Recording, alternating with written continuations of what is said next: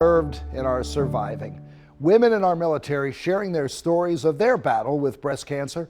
Their stories are captured in a very unique exhibit at the Women's Military Memorial in Arlington.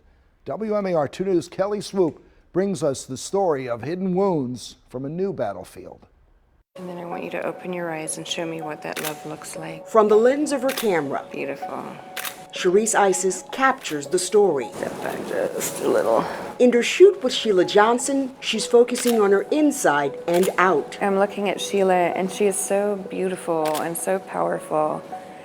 And just seeing her tears flow, it's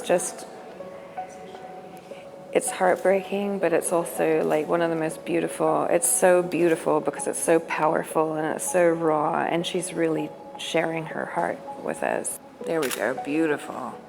Sometimes even though I only have like 20 minutes or half an hour shooting someone, I always feel connected with them beyond the photo shoot. So I end up staying friends with all of these people. They met at the Military Women's Memorial in Arlington. Johnson, a 25-year Air Force veteran, trusted Isis to photograph her with her camera and her heart. I want you to close your eyes again, but I have to kind of keep myself like steadfast and just like really like be there for them and be very present for them so that they can feel comfortable, feeling vulnerable, and that they can sort of express their tears or their joy. And for many of the subjects in this exhibit, there have been tears. Psychologically, every time I look in a mirror, like I'm reminded of breast cancer every single day. The scars remind me every single day of breast cancer. Johnson is one of more than 600 survivors sharing her battle wounds from breast cancer. It's part of a special photo exhibit for the Athena Division of the Grace Project. They're honoring women in the military who have served and survived a disease that's taken so much. And women who have breast cancer, they feel mutilated. They feel, it's basically an amputation, but it's an amputation that is hidden. And I think by kind of showing these women and their strength and their beauty and their courage and their vulnerability, it lends strength to others. Raising awareness about women in the military and breast cancer has become their calling. 42% of women in the military get breast cancer, plus 42% of Black women die faster of any other race of breast cancer. So not only do I have that, I got this. If we have some awareness surrounding the increased breast cancer in the military, then people can be more active when it comes to their health, and they can advocate for themselves a little more. It's also personal. Yeah, I've lost actually many friends, and that's never easy. So she wrote this to me. Johnson's mom died 18 years ago from breast cancer. She keeps her close through her words. It says, "Sheila, thank you. I love you. God bless you." And now the inspiration comes from Sheila's words. She's written a survivor's lens to share her story. I wanted to rush the process, rush God, and rush my healing.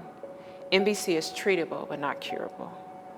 God placed it on my heart to share my story, but first I needed to be in an emotionally healthy place. 5 years after her mom died, Sheila began her own battle with breast cancer. A sneeze and pain in her chest led to her military doctor making the heartbreaking diagnosis. It was stage 4 and had already spread. She said, "It's in your bloodstream, so for stage 4, we're not going to take your breast." I said, "I don't care what it takes or whatever, I just want them off of me." Years later, they would finally approve a mastectomy and reconstruction. Sheila credits that to her being stable for 5 years, but the cancer would eventually return. It's just emotional. It's okay. You need a Kleenex? I'm okay. And then, being diagnosed and they tell you, well, you might only live 3 to 5 years. But look at you. Then 12 years later, you're still here. I'm puking or diarrhea, or my stomach hurt so bad. Last week, 2 weeks ago, I had treatment because I've been getting treatment every 3 weeks for 12 years. like chemo never stops.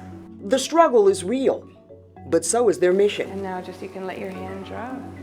And now put both your hands on the sword. For people to see these images and see these women being vulnerable and their scars, which are, I think it's a really powerful and healing thing for the women who are participating, but also for people who are viewing it. Shelia Johnson says cancer has taken away so much from her. Her mother, her military career, her normal life. But it won't silence her. She's hoping her voice will give strength to others. No, you don't have to be strong all the time. You don't have to be brave all the time. But in your moments, you do what you need to do. You have your pity party, but you get back up, even if you don't have breast cancer. You get back up and you survive, And one thing breast cancer will teach you is how to survive. Charise has a goal of shooting 800 survivors. She has traveled the country and has photographed more than 600 so far. The exhibit is free and is open to all of us, and it runs through Sunday at the Women's Military Memorial at the Arlington National Cemetery. We have a link with more details on our website at WMAR2news.com.